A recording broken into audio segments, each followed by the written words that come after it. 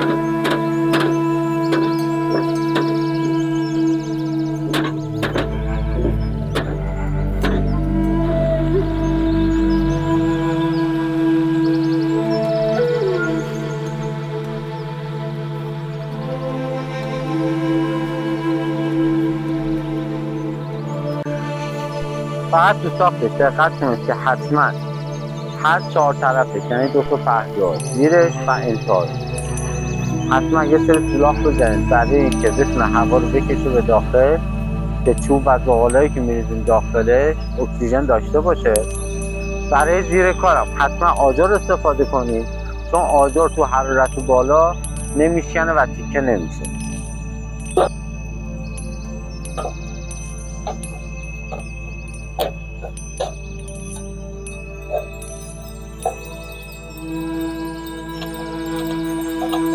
چارزل در توش آب گرم کنم برش میزنیم که به یه سطح صاف برسه.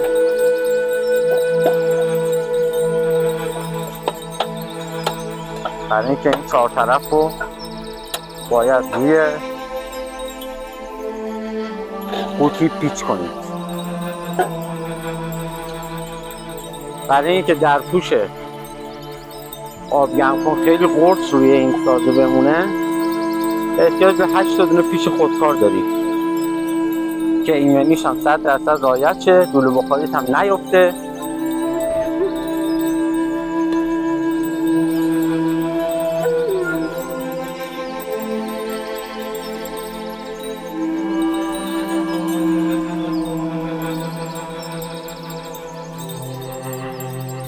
این باعث میشه که سازتون 100% قرص بشه.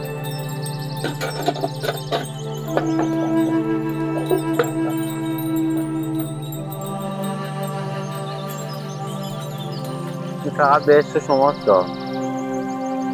در توش هم جوری میذارید که موقع برداشتن و گذاشتنش خود سازه رو تکون ندید، چون اگه در لوله ریش نصب کنید احتمالی که زمانی که بازو بسته میکنید کل سازه تکون بکنید. به خاطر همین در توش آزاد میذارید که از بغلاش خیلی راحت بتونید استفاده کنید، جورتون رو بذارید و در دوباره ببرید. ولی در توش حتما نیازه، خاطرتون باشه.